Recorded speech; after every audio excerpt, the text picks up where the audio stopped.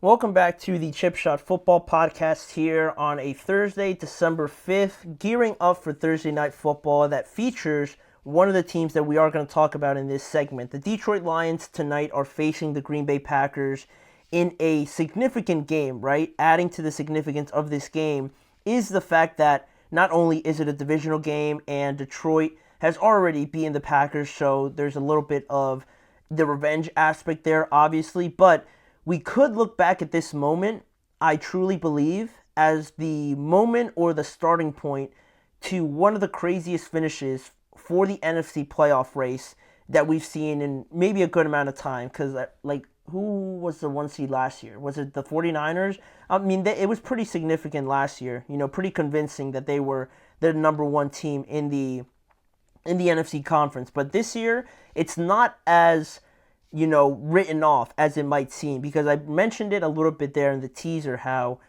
the Lions, every team they play, it seems like they just beat them up, they just toss them to the side, and they beat them by like a touchdown or 10 points at least each and every game. If not, it's like they put up like 52 points like they did on the Jaguars and like they did on the Titans, if I'm not mistaken. So they're clearly one of the best teams. They're the best team in the NFL in my opinion. But, it's not as, just written off as I said. Detroit has been, beating up on teams all over the place, and they're 11-1 as of right now, before the game, and they're on a 10-game winning streak, right? You just don't stumble into being 11-1 at this point in time, but they don't have that much room to really mess around here, right?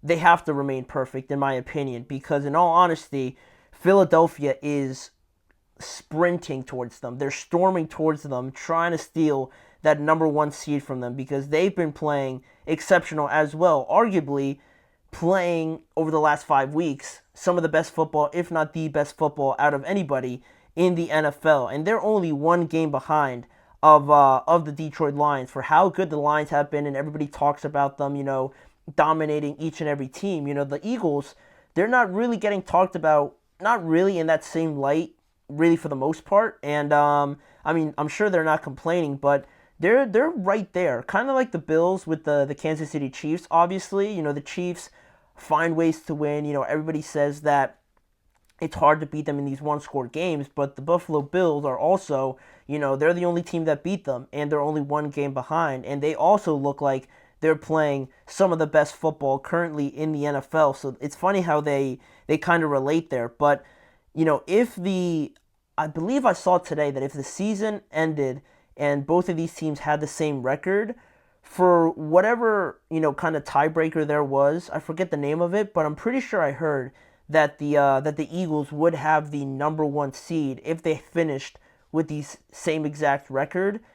I forget the exact reason why, but I'm pretty sure I heard that today. So that just makes it even more important for the Lions to kind of remain perfect, essentially, right? To ensure that they lock up that number one seed, and not only the Philadelphia Eagles on their heels, but also in their division, right? The Minnesota Vikings have the same record as the Eagles at 10-2, and even the Packers, right, who would be right in the mix if they were to go into tonight's game and, get a win, weasel out a win, and now they're sitting at 10-3.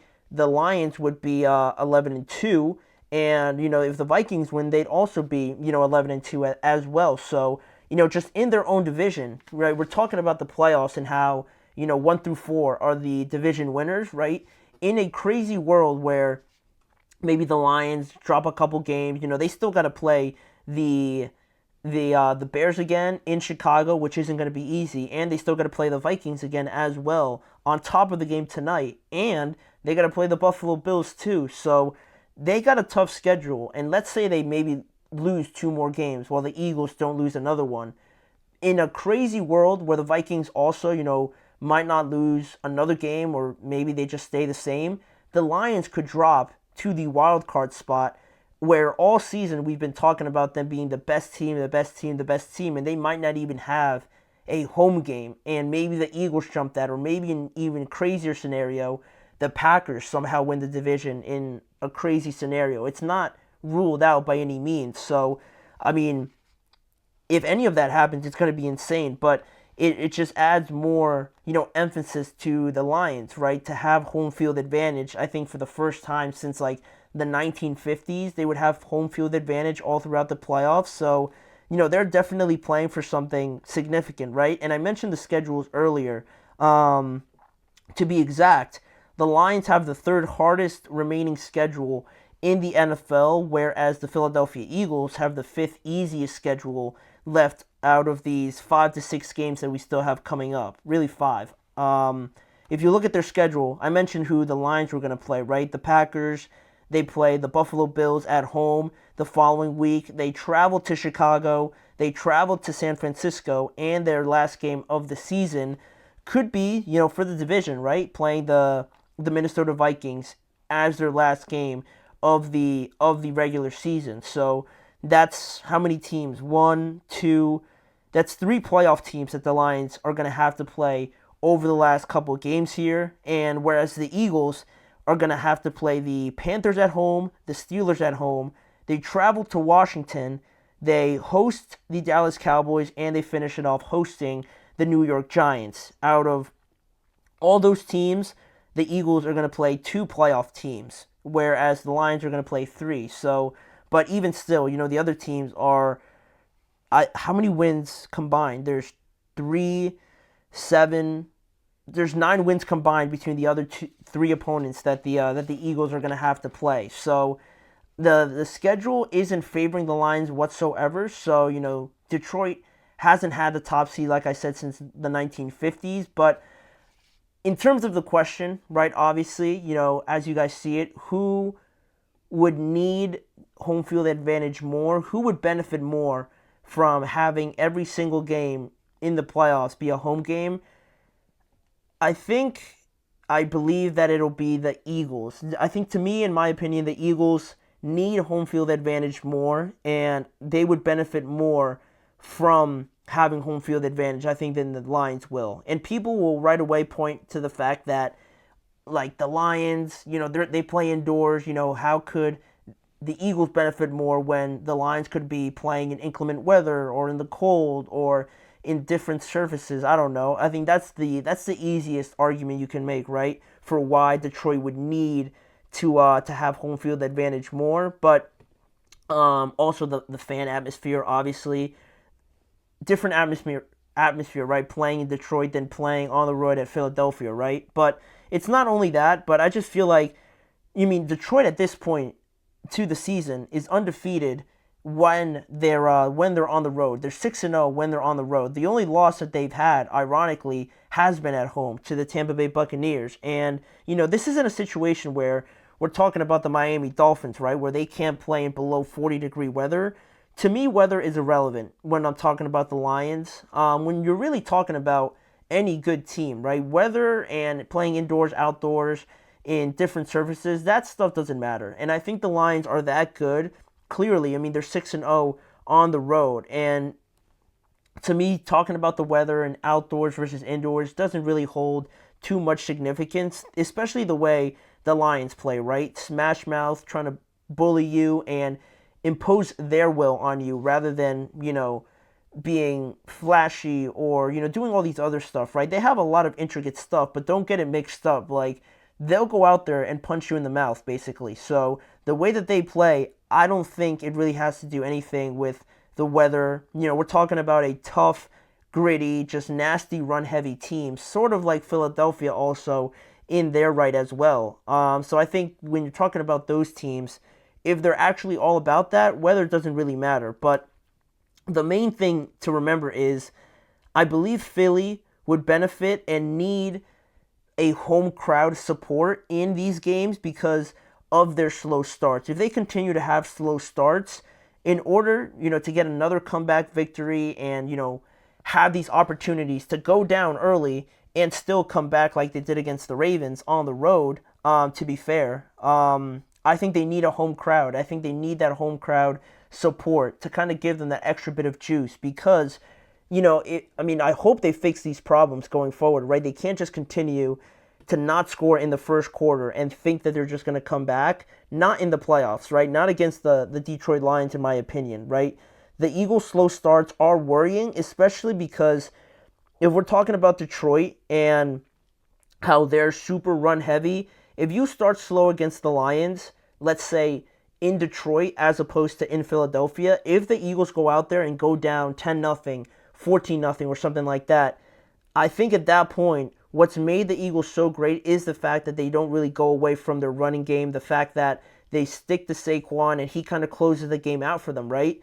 But if they go down early, especially to a good team like the Lions, and not to mention the Lions, in a situation like that, they've been there before just last year where they had that huge lead on the 49ers and they gave it up.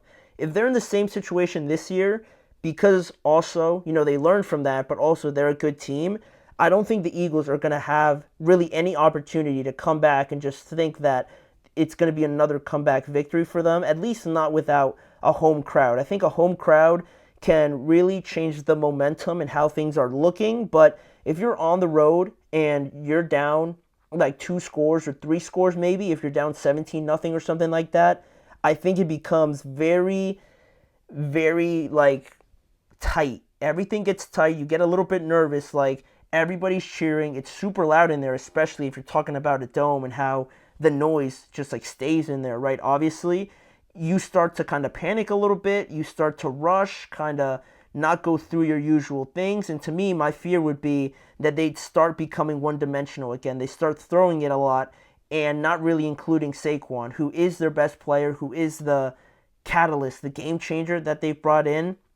I feel like they would become one-dimensional again. And not to mention the fact that the Lions would just run the ball a lot and obviously take away time from them.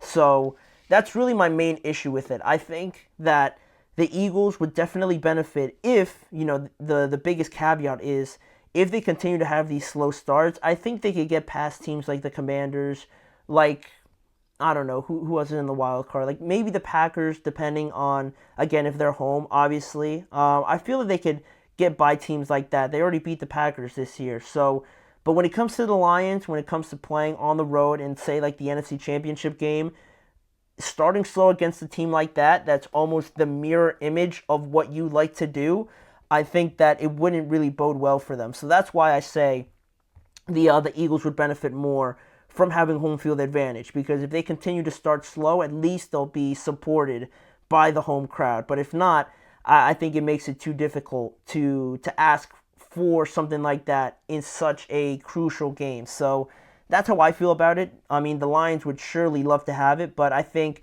they wouldn't need to have it as much as the Eagles, if that makes sense. So that's kind of how I feel about it. I heard that topic at some point today, so I thought it would be interesting to talk about it. But we do have one more segment to get to here. We're going to stay in the NFC North and talk about Caleb Williams and the head coaching situation with him. There's been a lot of turmoil and a lot of change in Chicago this season. Obviously, it's not been ideal for Caleb Williams whatsoever. So he had an opportunity to talk about it, reflect on it, and he answered whether or not it was going to affect him in the long term. So we're going to get to his response and our thoughts on it when we come back right after this.